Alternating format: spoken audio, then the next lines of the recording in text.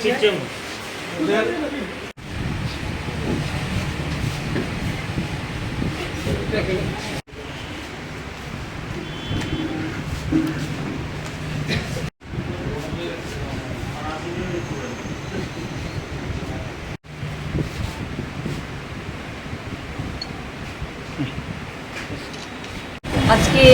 এই সাংবাদিক সম্মেলনে উপস্থিত সবাইকে স্বাগত এবং আমার প্রণাম জানাচ্ছি, ভালোবাসা জানাচ্ছি এবং শুভেচ্ছা জানাচ্ছি।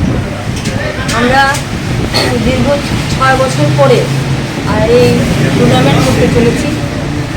ক্লাব প্রেসিডেন্ট আপনাদের সামনে বিস্তারিত বলেছেন, তবু আমি একটু বলছি, কারণ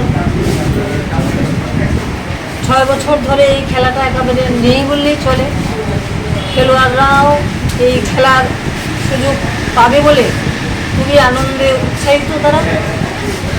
আমরা গত 25 ফেব্রুয়ারি আমরা মিটিং করে ঠিক করেছিলাম যে আমরা মার্চের প্রথম দিকেই 10 তারিখের ভেতরে করব, কিন্তু আমাদের যারা নেতৃবৃন্দ রয়েছেন ওনারা বললেন যে 10 তারিখের মধ্যে ইলেকশন ডিক্লেয়ার হবে, তাই আমরা পিছিয়ে গেলাম। তারপর রেজাল্ট, তারপরে আরও শপথ গ্রহণ নিয়ে আমরা অনেকটা পিছিয়ে গেছি।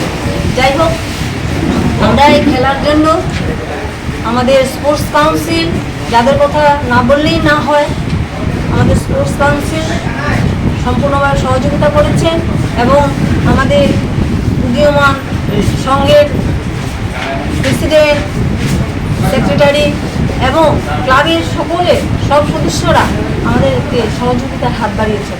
আমরা তার জন্য খুবই গর্বিত।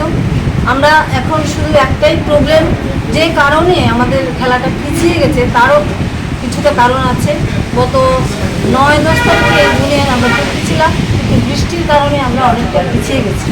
কারণ বৃষ্টি থাকলে আমাদের মাঠের ছেলেমেয়েরা খেলতে খুব অসুবিধা হয়, কিন্তু এতদিন কিছুতে আর ছেলেমেয়েরা ধৈর্য রাখতে পারছে না, তাই আমরা বাধ্য হয়ে, আর এখন তো এই প্রাকৃতিক দুর্যোগের কোনো সিউরিটি নেই যে কখন বৃষ্টি হবে বা হবে না, তাই আমরা নিজেরাই ঝুঁকি নিয়ে এবং প্রত্যেকটা ডিস্ট্রিক্টের সঙ্গে আলাপ আলোচনার মাধ্যমে তাদের সহযোগিতা চেয়ে যাতে আমরা এই প্রতিযোগিতা শেষ করতে পারি তাদের কাছে অনুরোধ রেখেছি।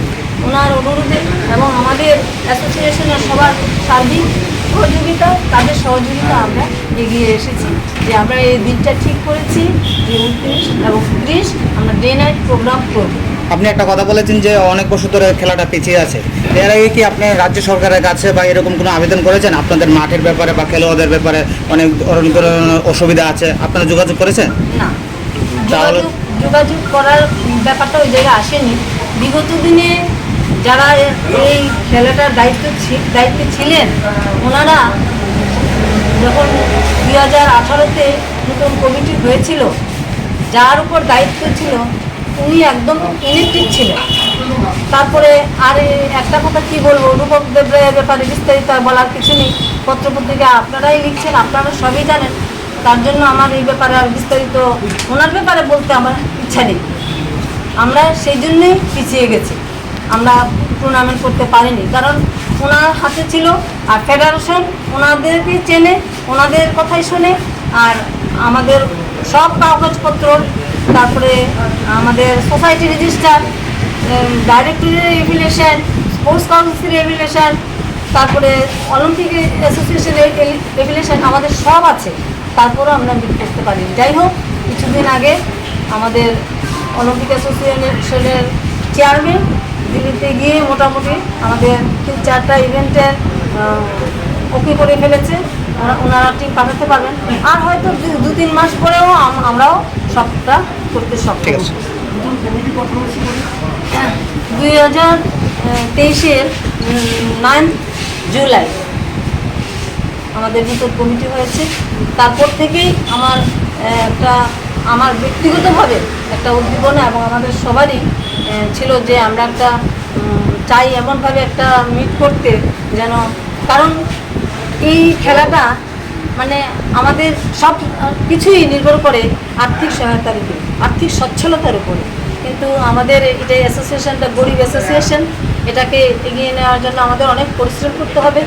আমি আমাদের অ্যাসোসিয়েশনের সবাই কর্মঠ, সবার সহযোগিতায় আমি আশা রাখছি আগামী দিনে আমি একটা জায়গায় এটাকে পৌঁছে দিতে পারবো। তার জন্য আমাদের অনেক পরিশ্রম করতে হবে, এটা আমি জানি।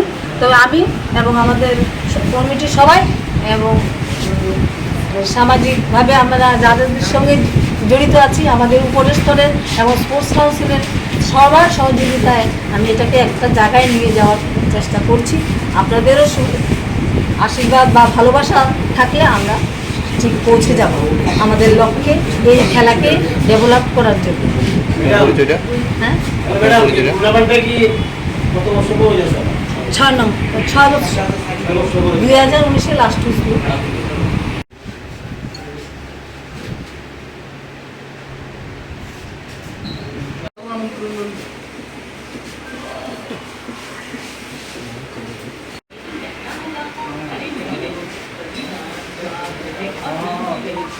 গ্রামীণ খেলার উদ্যোক্তা ত্রিপুরাতে প্রথম ওয়ালমার্ক ফাউন্ডেশন করতেছে।